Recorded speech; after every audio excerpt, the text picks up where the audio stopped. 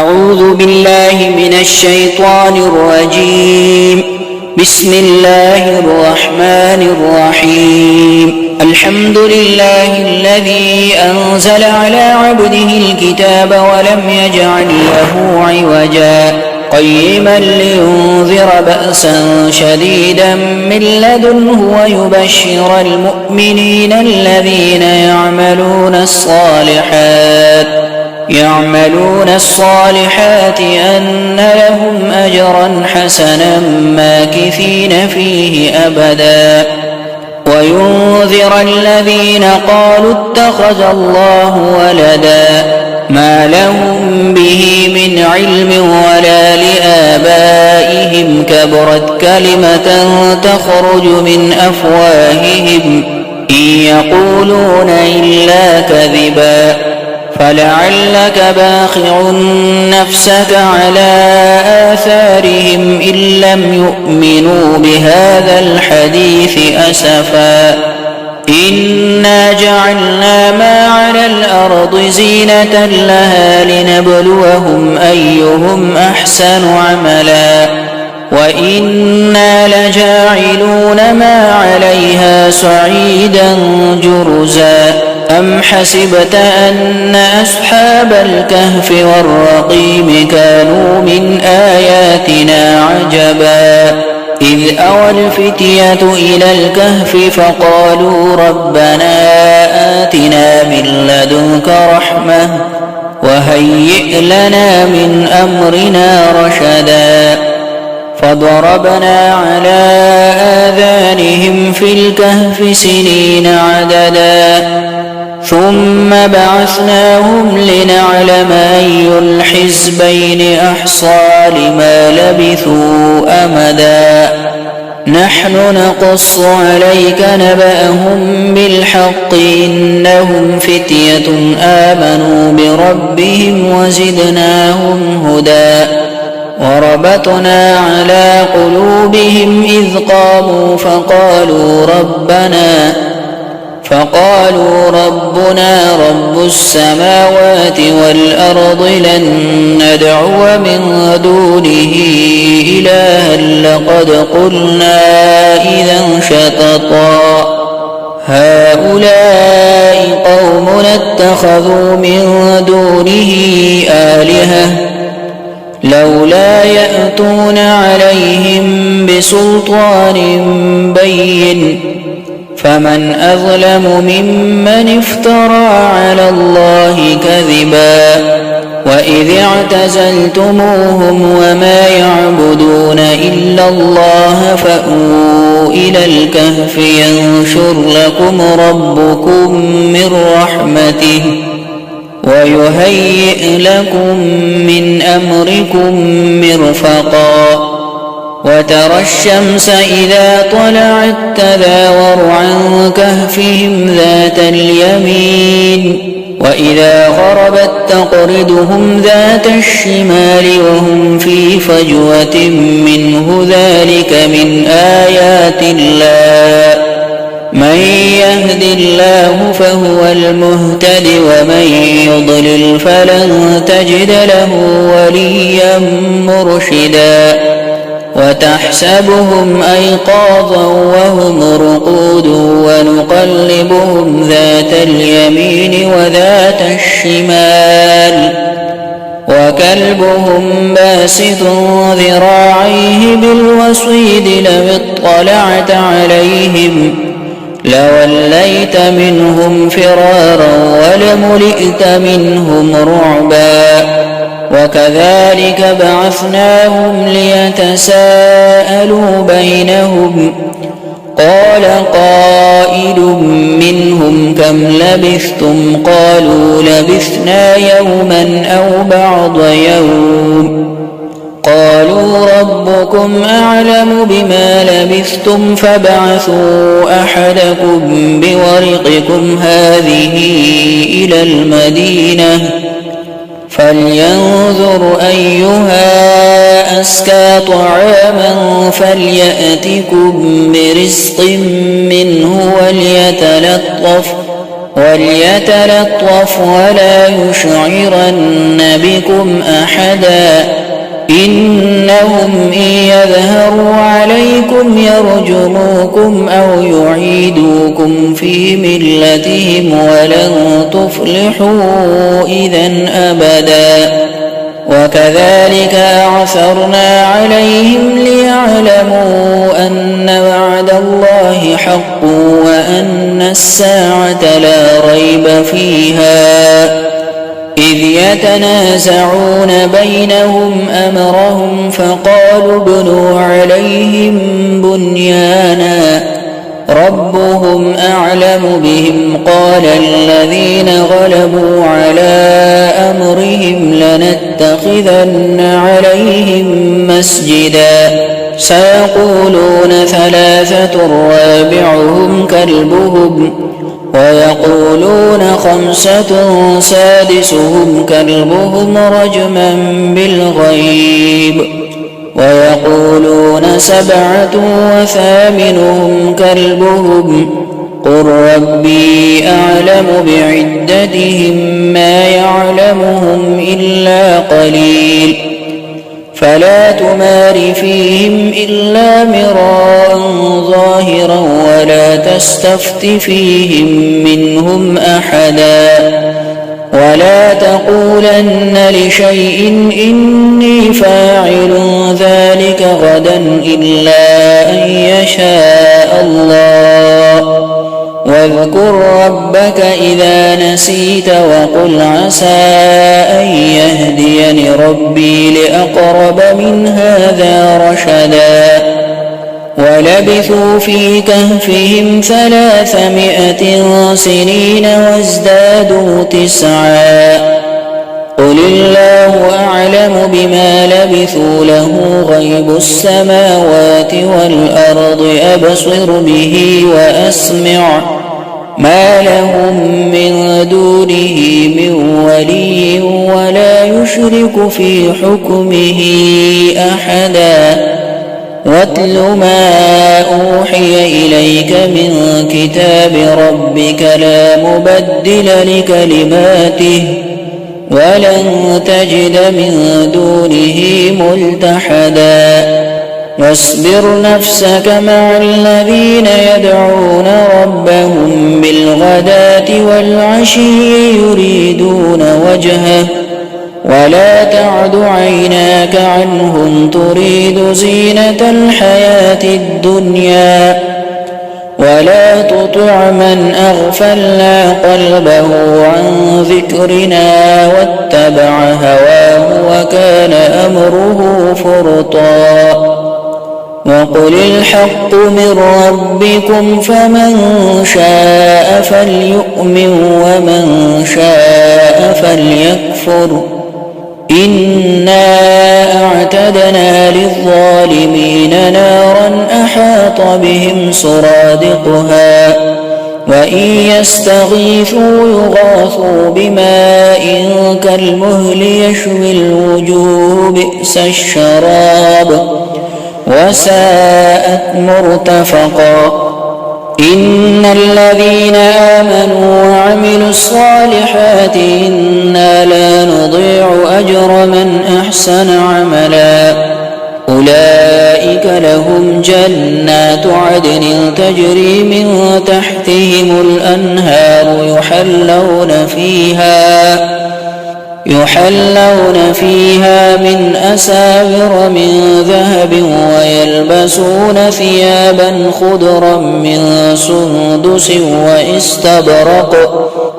متكئين فيها على الأرائك نعم الثواب وحسنت مرتفقا واضرب لهم مثل الرجلين جعلنا لأحدهما جنتين من أعناب وحففناهما بنخل وجعلنا بينهما زرعا كلتا الجنتين آتت أكلها ولم تظلم منه شيئا وفجرنا خلالهما نهرا وكان له له ثمر فقال لصاحبه وهو يحاوره أنا أكثر منك مالا وأعز نفرا ودخل جنته وهو ظالم لنفسه قال ما أظن أن تبيد هذه أبدا وما أظن الساعة قائمة ولئن رددت إلى ربي لأجدن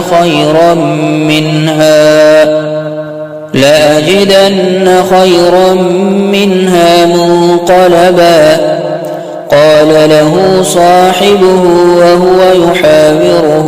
أكفرت بالذي خلقك من تراب ثم من نطفة ثم سواك رجلا لكن هو الله ربي ولا أشرك بربي أحدا ولولا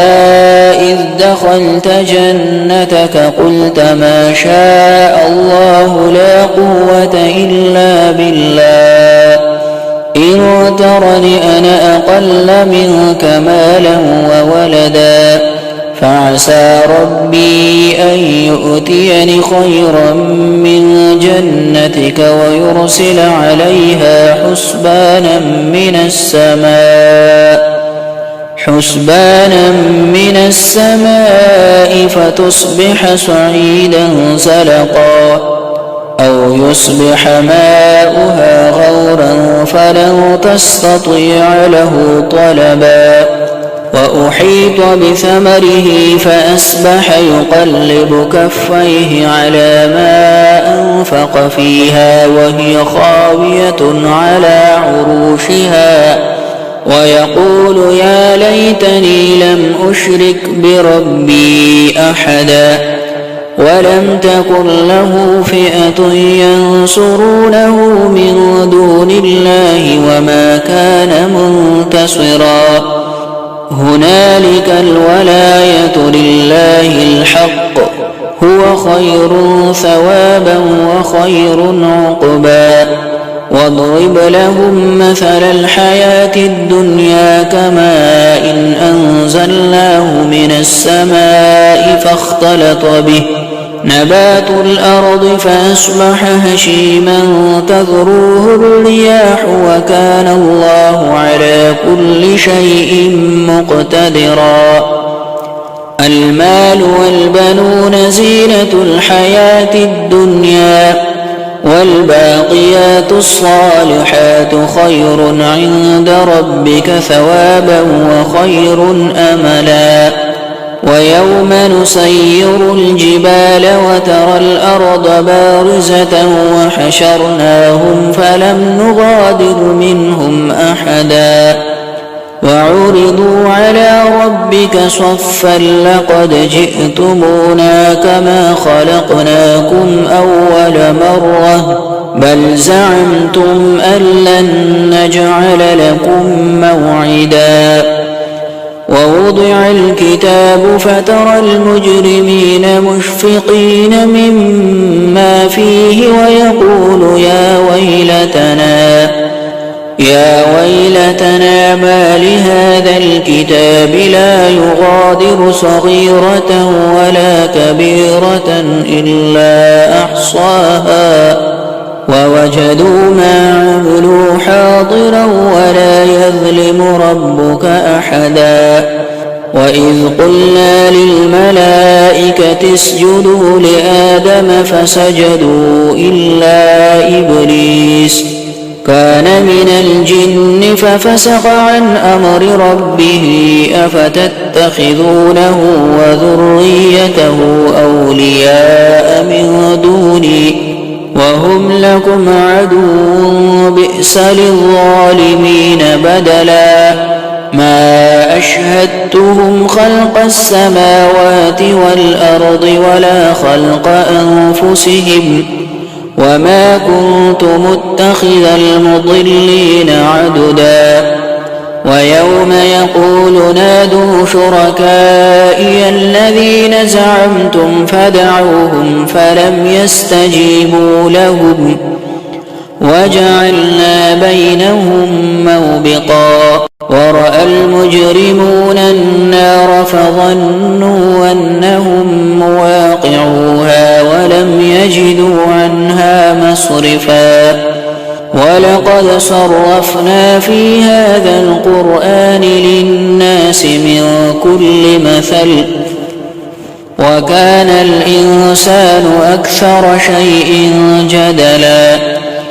وما منع الناس أن يؤمنوا إذ جاءهم الهدى ويستغفروا ربهم إلا أن تأتيهم سنة الأولين أو يأتيهم العذاب قبلا وما نرسل المرسلين إلا مبشرين ومنذرين ويجادل الذين كفروا بالباطل ليدحضوا به الحق واتخذوا آياتي وما أنذروا هزوا ومن أظلم ممن ذكر بآيات ربه فأعرض عنها ونسي ما قدمت يداه إنا جعلنا على قلوبهم أكنة أن يفقهوه وفي آذانهم وقرا وإن تدعوهم إلى الهدى فلن يهتدوا إذا أبدا وربك الغفور ذو الرحمة لو يؤاخذهم بما كسبوا لعجل لهم العذاب بل لهم موعد لن يجدوا من دونه موئلا وتلك القرى أهلكناهم لما ظلموا وجعلنا لمهلكهم موعدا وإذ قال موسى لفتاه لا أبرح حتى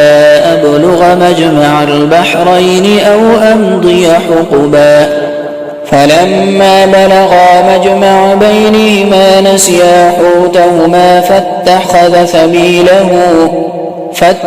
سبيله في البحر سربا فلما جاوزا قال لفتاه آتنا غداءنا لقد لقينا من سفرنا هذا نصبا قال أرأيت إذ أوينا إلى الصخرة فإني نسيت الحوت وما أنسانيه إلا الشيطان أن أذكره واتخذ سبيله في البحر عجبا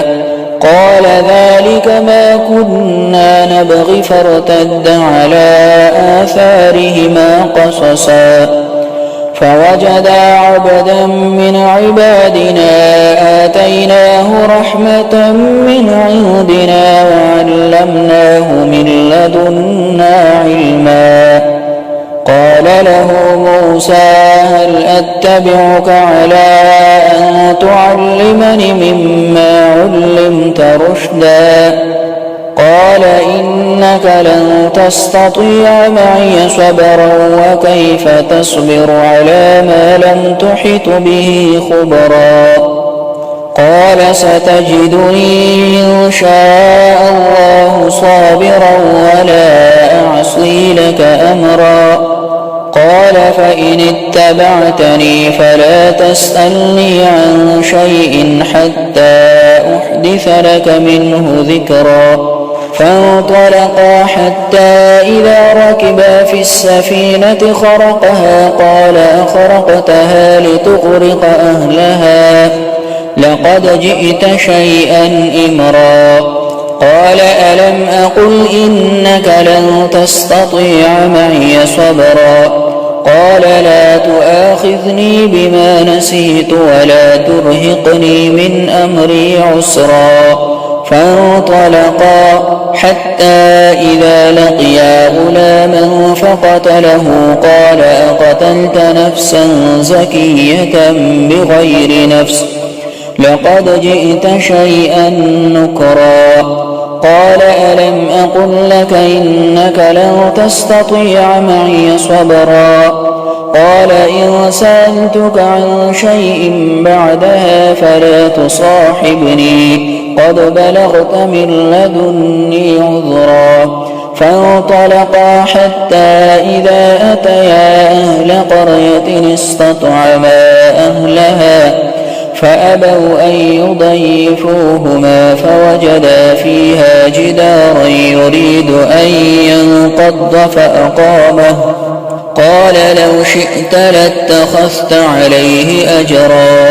قال هذا فراق بيني وبينك سأنبئك بتأويل ما لم تستطع عليه صبرا